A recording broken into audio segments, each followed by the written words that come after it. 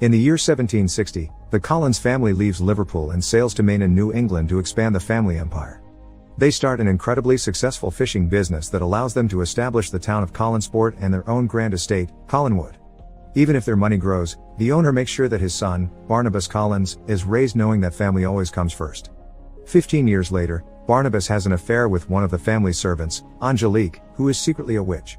When she asks him for his love and not just his body, Barnabas tells her he doesn't feel that way about her, so as revenge, she casts a spell to kill his parents. Barnabas suspects something dark caused such an accident, so he starts to investigate the dark arts while he begins a relationship with Josette Dupré. Angelique overhears them declaring their love for each other and gets jealous, so she uses her magic again to make Josette jump off a cliff. Unable to save her in time, Barnabas jumps after her, but unlike Josette, he does survive the fall because Angelique has cursed him to become a vampire so that his suffering would never end. Then she gathers an angry mob of townspeople, turns them against Barnabas by pointing out he's a monster, and together they all catch him and lock him inside a coffin that they then bury in the forest. Years later, in 1972, Victoria Winters is on a train ride to Collinsport because she's seen an ad from the Collins family looking for a governess. Victoria isn't her real name, but she's running away from home and doesn't want people to know their real identity, so chooses Victoria from a poster on the train. When she arrives at the estate, she's received by Willie Loomis, the caretaker, who explains that the mansion, which isn't in a good condition nowadays, should have service of 100 servants, but it's just him and Mrs. Johnson. At that moment, Elizabeth Collins Stoddard, the family matriarch, shows up and speaks privately with Victoria to explain the job to her. After mentioning that it's just 7 people in the house including the employees and that there are areas of the mansion they don't even use anymore, Elizabeth asks her some questions that Victoria answers with a healthy amount of sass, which Elizabeth appreciates and makes her accept hiring her. Later at dinner, Victoria meets the rest of the family. There is Elizabeth's brother Roger Collins, who is a loafer, Elizabeth's teen daughter Carolyn Stoddard, who is going through a rebellious phase, Roger's son David Collins, who isn't doing well since his mother died when he was 5 and thinks he can see her ghost, and Dr. Julia Hoffman, a psychiatrist hired to deal with David's issues but spends most of her time drunk. Victoria sympathizes with David and tells him she believes in ghosts too, which Elizabeth doesn't take well. Moments later, when Victoria is getting ready for bed, she sees Josette's ghost in the hallway. She tells her he's coming before going to the foyer and circling the chandelier a couple of times, and after repeating he's coming, she falls the same way she did that day on the cliff and disappears. Meanwhile, in the forest, a construction crew building a McDonald's is doing some digging and finds Barnabas' coffin. They open it to see what is inside, and now that he is free, Barnabas proceeds to feed on every single worker, apologizing for his decades-old hunger. Afterward, he makes his way to the mansion on foot, observing and getting confused by all the technology and modern clothing on the way while covered in blood. When he makes it to the estate, he finds Willie in the garden and hypnotizes him with his vampire powers to give him the information he needs. He also asks him to clean him up before taking him inside.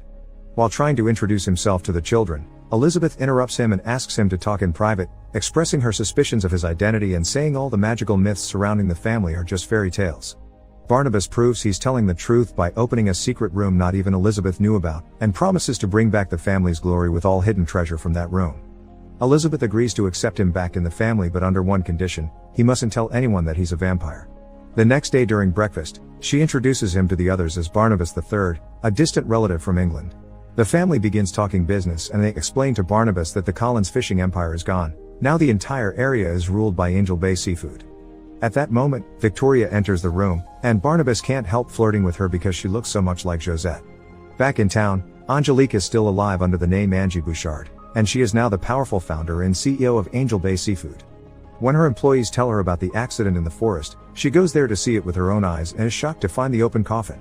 Not wasting any time, she quickly drives to Collinwood, where she exchanges some insults with Elizabeth before Barnabas takes her away to talk in private. As soon as he closes the door behind him, Angelique kisses him, then tells him Collinsport is now her Angel Bay, thanks to the fishing business she started on purpose to ruin the Collins. The townspeople respect her as their leader while they've forgotten all about him, so nobody is going to believe him anyway. After Angelique leaves, Barnabas expresses his worries to Elizabeth, who reminds him that no matter what happened to him in the past, he always fought on with such a determination that they had to put him away in a box. His family needs him now, so he should fight on in the present too. Inspired by her words, Barnabas begins putting all his energy into bringing glory back to the Collins.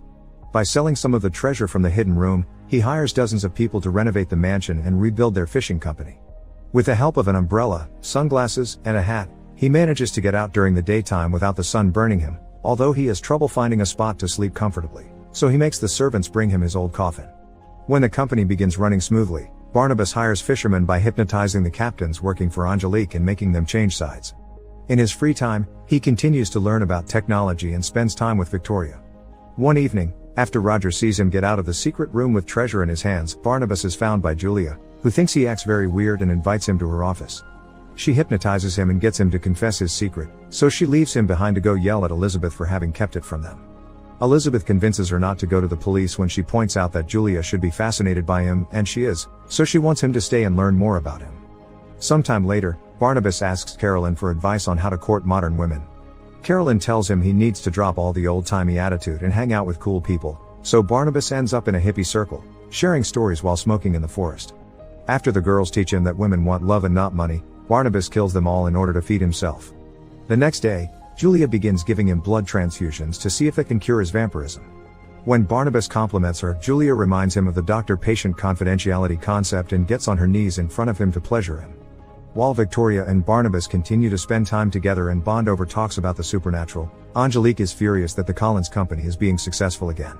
The board members don't understand what the big deal is because Angel Bay still reigns over 95% of the nets, but Angelique explains it's a matter of pride and carrying on what her grandmother started, a way to destroy the Collins family.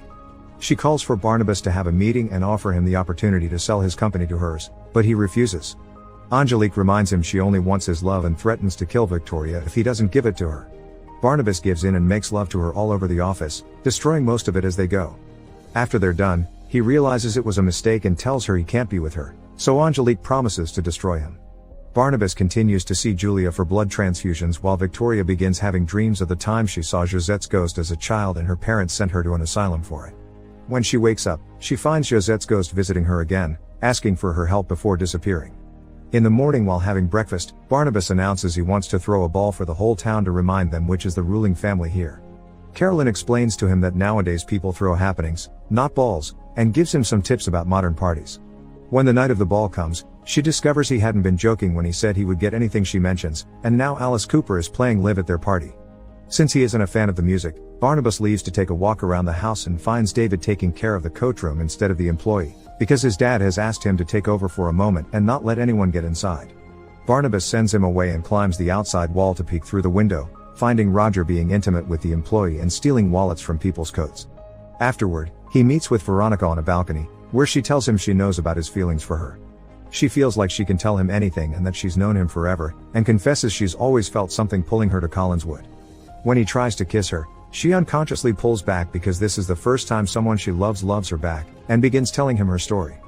Victoria spent many years in the asylum, with only doctors in Josette's ghost as company, and she's been put through dozens of painful treatments to fix her. But she never gave up her will, and one day she managed to escape through a window. While searching for somewhere to go, Josette pointed at the governess ad in the newspaper, and she knew what she had to do.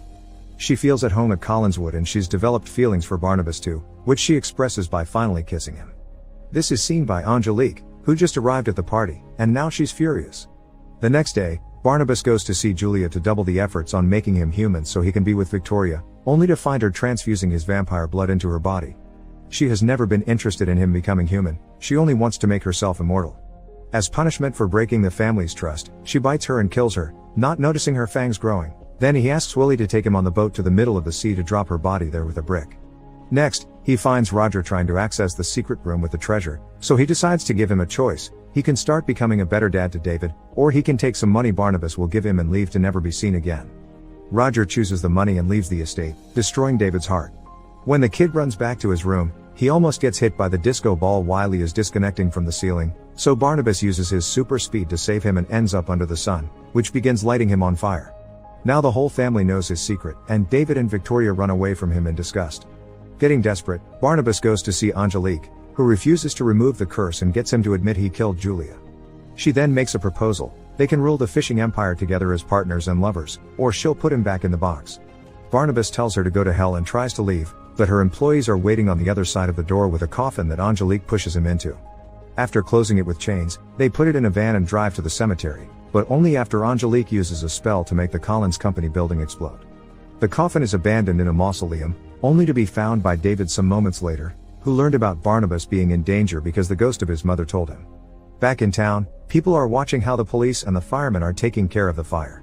Angelique shows up and plays a recording of Barnabas admitting he killed Julia, using it to rally the town against the Collins. The angry mob, together with the cops and Angelique, arrive at Collinswood right after Barnabas gets there too, and he's willing to confess if they don't do anything to his family but take Angelique with him as well. The sheriff tries to shoot Barnabas, but obviously it does nothing to him, so he proceeds to bite Angelique and make her skin crack in order to show she's a monster too. As the sheriff sends all the people away, Barnabas begins fighting against Angelique with the help of Elizabeth's shotgun and Carolyn, who reveals to be a werewolf. Sadly, they prove to be no match for a witch's powers, especially when Angelique enchants the house to attack its own family. As she tortures them, she confesses she was the one that killed Barnabas' parents, David's mother, and also sent a werewolf to bite Carolyn in her crib, because she's always been the curse behind the family misery. David shows up then and sends his mother's ghost against Angelique, throwing her across the room and making her crash against the chandelier, which drops to the floor and kills her. As the family flees the house, which is now on fire, Barnabas gives Angelique a last goodbye, and the witch dies after ripping her heart out of her chest and giving it to him, but it only becomes dust. Barnabas can't find Victoria anywhere, and David's mom tells them she's at the cliff. As the family watches the house crumble, Barnabas races to stop Victoria from jumping, but she doesn't listen to him. She's just a human that lives in the light while Barnabas will live in the shadows forever, so they can't be together. This depressing thought makes Victoria jump, and like it happened decades ago, Barnabas jumps after her, but this time, he bites her to transform her into a vampire before she hits the ground. Now she's an immortal creature like him, they can be together forever, and the couple shares a kiss. In the bottom of the ocean, Julian's body opens her eyes, revealing she's become a vampire too. Make sure you subscribe to Short Movies and turn on notifications so you can watch more videos like this.